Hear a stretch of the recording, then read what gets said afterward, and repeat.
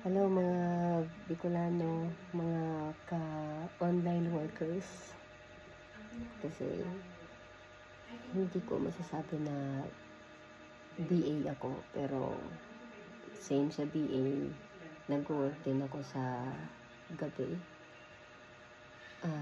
Ayun, work from home, kahit saan, pwede ka mag-work, basta kaya mo i-deliver ko ano yung request ng client. So, medyo sabi ng iba, ah, sabi ng iba na parang imposible daw na magtrabaho kahit na habang nag-grocery ka. Kung tatawagan ka ng client or mag-chat sa'yo, then kailangan mo mag-respond. Consider, para sa akin, working pa rin yun. So, ayun. Gusto ko lang i-share sa inyo kasi marami nagtatanong sa akin, like, paano daw ba mag-start na sa VA? Marami namang mga nagpo-post online about it, pero on my personal experience, nag-start ako last, siguro mga almost 5 years ago na yata. After COVID. May COVID pa rin nun, pero parang after COVID na rin siya. Kasi after siya ng outbreak.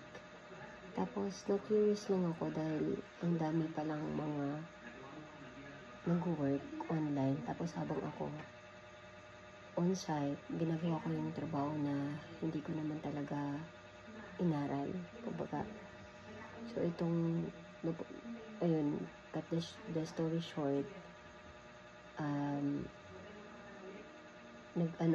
nag-upskill ako. Actually, isang platform lang yung ginamit ko sa pag-upskill. Tapos, nag-start na ako na mag HubSpot. Doon muna ako parang nakinig muna ako or pinanood ko muna, tinapos ko muna isang training nila. HubSpot CRM. Yun lang. Then, nag-start na ako mag-apply sa online jobs. Siguro, wala pang 1 week na interview agad ako. Then, nalaman ko rin agad na hired na ako. Ayun. Hindi lahat para-parehas experience. May iba rin talaga na nahirapan na mag-apply. Siguro ako, sinerte lang din ako. Hindi naman ako ganun kagaling mag-English. Pero parang nakita lang din siguro nila na porsigido ako sa trabaho ko.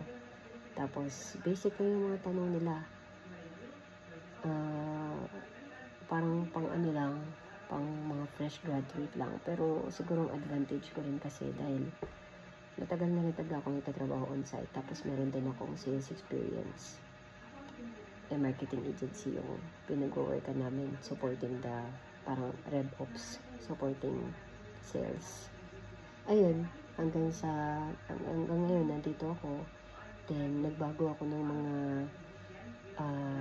niche ko. Dati general VA, parang ganun. Hindi naman taga as a VA, parang consultant, general work as a ang tawag doon, empleyado na rin, ganyan, contractual, ayun, contractual employee. Tapos, ako, parang, nahanap ko yung niche ko after like 2 years. Then, doon ako nag-venture sa iba't ibang companies. Then, ayun, ngayon, maganda na yung mga yung companies na napasukan ko. So, dito sa mga current companies na napasukan ko naman, 2 years na ako mahigit sa kanila. Yung isa as contractual din, parang freelancing din, ganun.